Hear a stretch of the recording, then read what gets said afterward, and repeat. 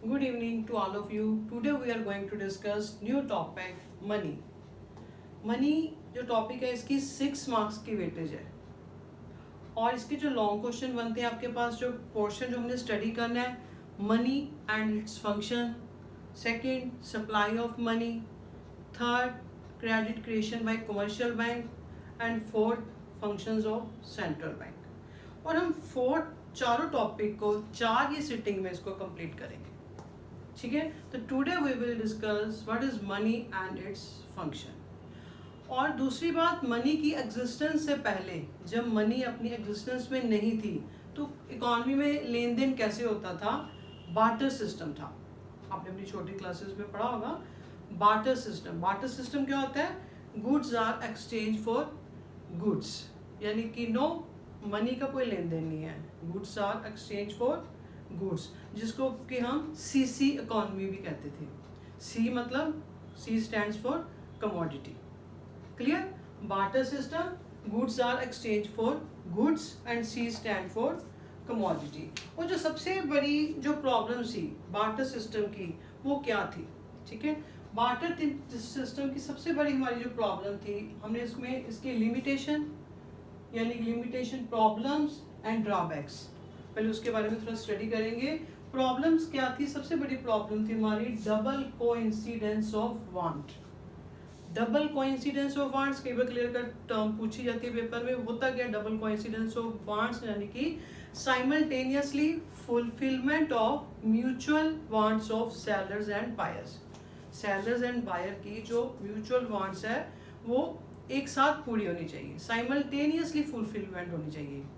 यानी कि मान लीजिए अब दो मतलब पर्सन है ए एंड बी, और क्या है मतलब व्हेन ए हैज, ए के पास वो होना चाहिए व्हाट बी वांट्स, जो बी को चाहिए, एंड बी हैज, बी के पास वो होना चाहिए व्हाट ए वांट्स।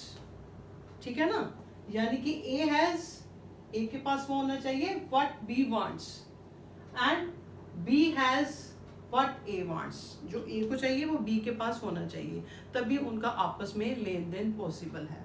ये बार्टर सिस्टम की सबसे बड़ी हमारी problem he double coincidence of want थी, जो इजीली नहीं है कि ऐसे हम पर्सन को ढूंढें जो हमारी आपस में म्यूचुअल जो वांट्स हैं उसको सेटिस्फाई कर पाए।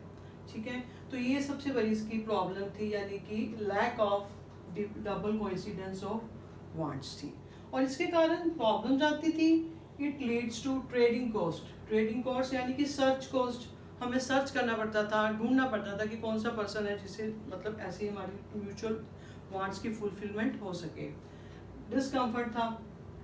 ठीक, सेकंड आती है lack of standard of deferred payment. Deferred payment होता है कि जब अपनी को पेमेंट है, मैंने किसी को कुछ देना है तो आज उसको पे ना करके मैं उसे प्रॉमिस करता हूँ मैं फ्यूचर में पे कर दूंगा, इसकी फ्यूचर में पेमेंट कर दूंगा।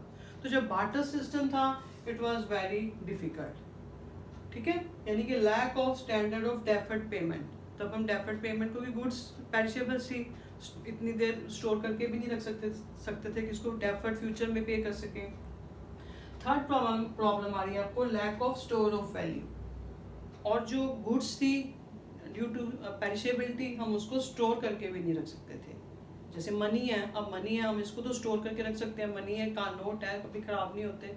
ठीक है ना, यानी कि lack of store of value. Fourth आ रहा है आपके पास lack of common measures of value. Common measures of value यानी कि मैंने जब कोई लेन देन करना है तो मेरी उस गुड का क्या प्राइस है, यानी कि in which exchange ratio can be expressed.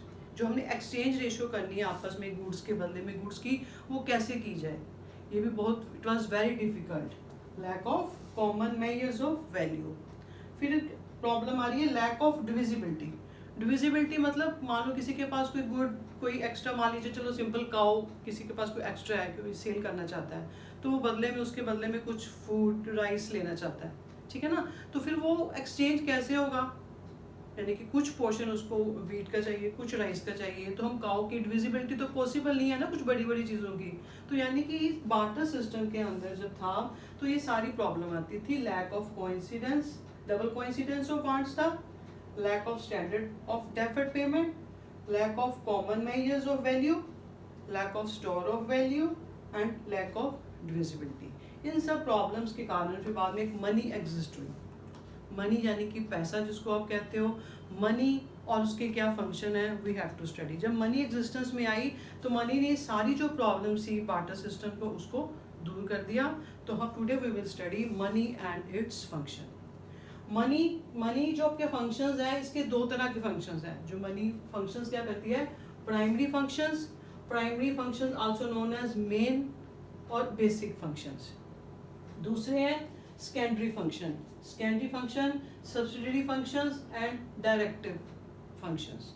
दो फंक्शन है, मेन मतलब प्राइमरी एंड सेकेंडरी फंक्शन। जो मनी की डेफिनेशन है वो सारे इसके फंक्शंस के नेम ही है।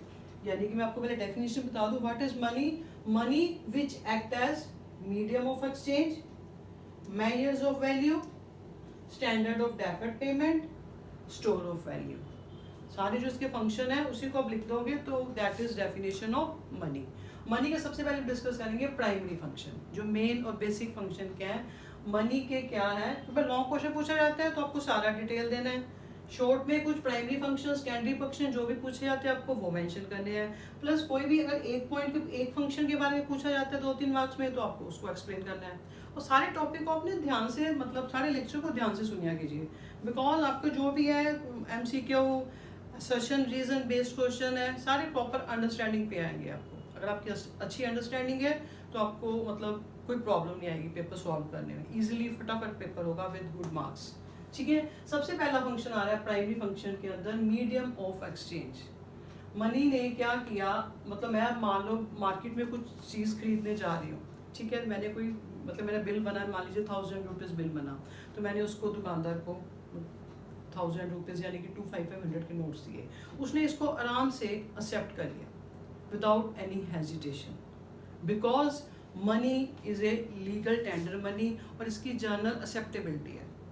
एक कानून की तरफ से इसको हम कोई इसको रिफ्यूज नहीं कर सकता, हमें स्वीकार करना पड़ता है। ठीक है ना, एक मतलब लीगल टेंडर मनी है, जर्नल एक्सेप्टेबिलिटी है। मैंने शॉपकीपर को पैसे दिए, उसने वो आराम से एक्सेप्ट कर लिए। यानी कि money act as a medium of exchange.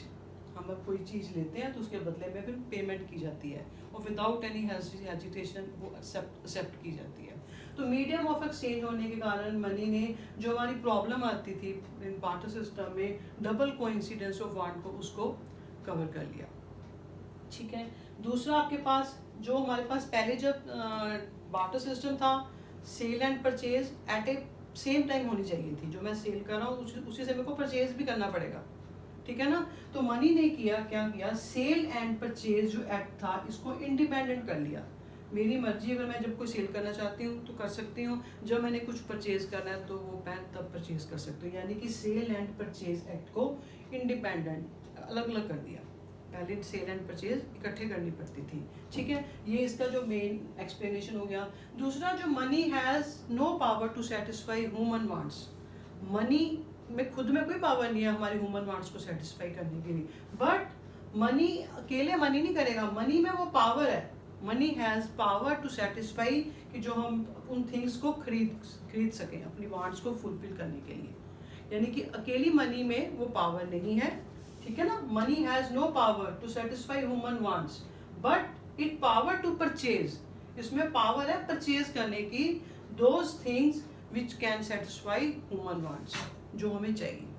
That is medium of exchange. Primary function discuss कर रहे हैं। सेकंड अब आपके पास आ रहा है मेजर्स ऑफ वैल्यू, यानी कि यूनिट ऑफ वैल्यू भी कहा जाता है। ठीक है, मेजर्स यानी कि पहले में प्रॉब्लम आती थी जब हमने एक्सचेंज करना है तो किस रेशियो में कैसे एक्सचेंज कीजिए गुड्स, तो मनी ने उस प्रॉब्लम को भी सॉल्व कर दिया। जब इसकी एक्सप्लेनेशन करोगे तो आप उसकी डिफिकल्टीज को बीच में साथ में बार्टर सिस्टम की मेंशन करोगे। मेजर्स ऑफ वैल्यू के अंदर जब मनी ने क्या किया, work as a common denomination in which value of goods and services expressed.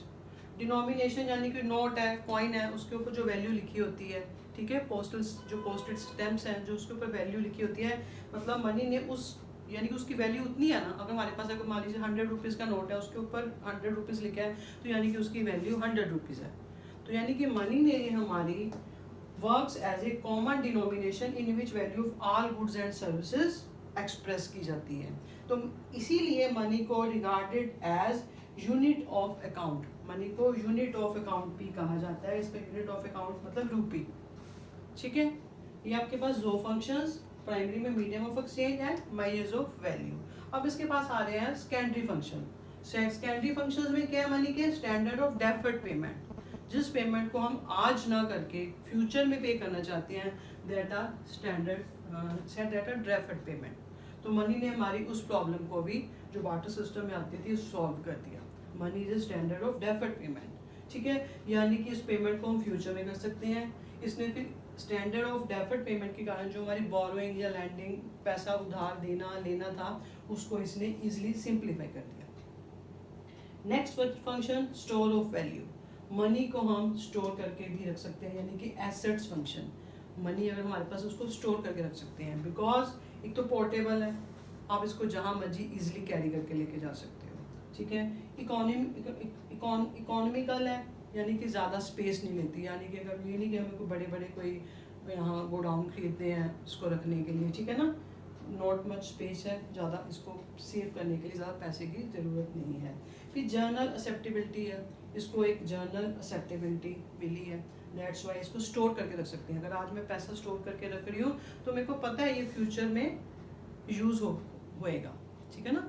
वो अलग बात है कि डिमोनेटाइजेशन हो जाए, कि ये करेंसी बाद में काम ही नहीं आनी, वो केस अलग है, ठीक है। फिर आ रहा है आपको सेविंग। मनी के इसी एक्ट के कारण हम इसको सेव, जो हमारे अपनी इनकम का जो एक्सपेंड किया, खर्च किया, उसके बाद जो हम सेव करते हैं, दैट इज सेविंग, उसको हम सेव करके रख सकते हैं, ठीक है।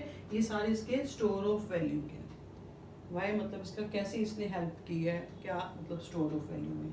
फिर एक आता है ट्रांसफर ऑफ वैल्यू, यानी कि अगर हमारा कोई कहीं कोई बिल्डिंग है, कहीं कोई लैंड किसी और जगह पे पड़ी है, ठीक है ना, जो भी है हमारे पास ये इमूवेबल प्रॉपर्टीज़ हैं, उसको हम इजीली अपना ट्रांसफ़र कर सकते हैं ड्यू टू मनी, ठीक है ना। ये सारे आपके पास है functions of money, primary function and secondary function. In our second lecture we will discuss supply of money.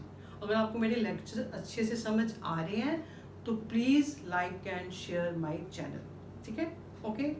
तो till wait for next lecture, chill, bye bye, have a nice day.